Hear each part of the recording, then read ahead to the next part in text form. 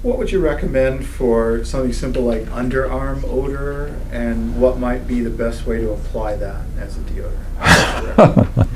Underarm odor. Gosh.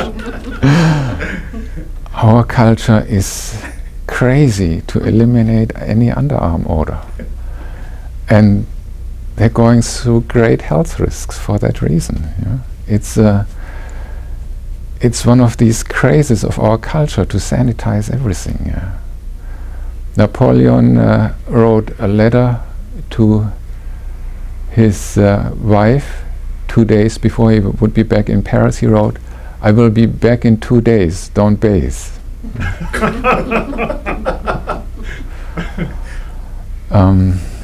And they try to make us believe that underarm odor comes from bacteria which grow there.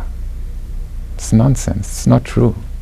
Bacteria grow there, yes, if you don't bathe for longer periods of time, maybe 3 days starting, something grows there, and then someone doesn't bathe for a week. They smell pretty ugly. Yeah? But that's not what we're talking about here, underarm odor. Anybody who had babies know that babies don't smell under the arm. It starts only with puberty. There's no reason to smell under the arm before puberty. It's as simple as that. Now, depending what you eat, it may be considered not all that pleasant. Okay. If you went through a series of boyfriends and girlfriends, or girlfriends, or whatever your preference is, you may have noticed that vegetarians really smell different than non-vegetarians.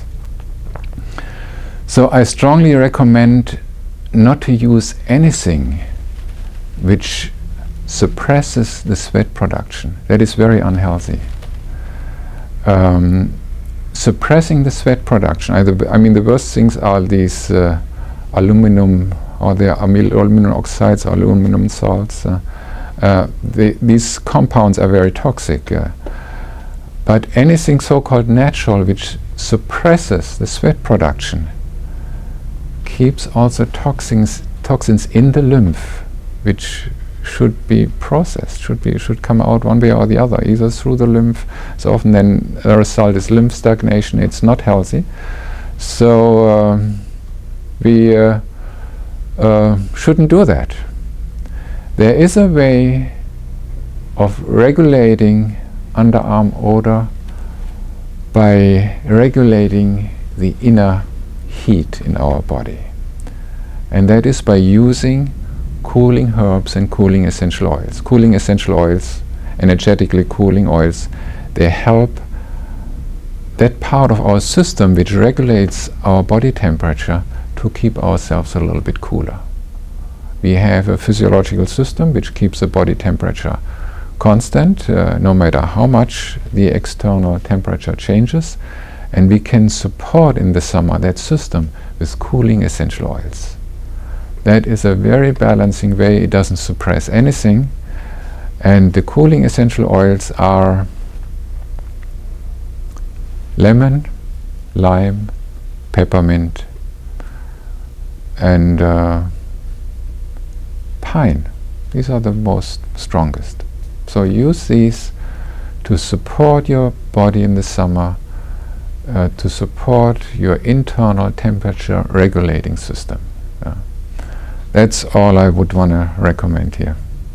Would you ingest those then? Would you actually take it in or breathe it? I would always recommend, unless there is a serious indication like internal infections or whatever, I would recommend, particularly in such a case, to apply them topologically. Take an unscented lotion, put a few drops into the lotion, and apply them at these areas where you sweat most. You can apply them all over, wherever you want to, face, neck, but you certainly can apply them in the armpit.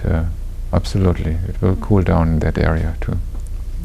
Recommend for burns in general and sunburn with summer coming up? First of all, I would recommend not to get sunburn. It's really highly recommended to avoid 2-3 severe sunburns can be enough to significantly, very significantly increase your long-term risk of skin cancer. It is just brutal, the lifestyle we live in many respects. We work all day, 8 hours inside the office. We drive home because we live in the suburb with a car. We don't walk. We don't have any sun exposure. And then we go to a vacation on Cancun. Here we go. This is so unnatural. So if you have to do that, first of all, a drop of prevention is worth a barrel of cure. Use a natural sunscreen, a natural sunblock. And you can, if you're concerned, you can add already there a few drops to the sun lotion. Recommend to add geranium. Geranium helps with the regeneration of the skin. First of all, sun radiation in moderate amounts increases the skin metabolism. It's not bad in moderate amounts. It's actually very healthy, particularly for people with acne. Decent amount of sun exposure, it's very good. It helps moving toxins and all of that. Geranium helps to regenerate the skin. So I would always use geranium even before sunbathing. It helps prevent to some extent. Not that it has any measurable SPF factor. Geranium, you need a natural sunscreen, but it helps to regenerate. And if damage has occurred, again, geranium. Lavender always for little burns. Lavender, the #1 first aid. And if it's really bad, for really severe burns, whether sun or other burns, I recommend Helichrysum metallicum. It is very expensive, but it is many-fold, many times as powerful as lavender and geranium. So the money is absolutely worth it if something very severe has happened.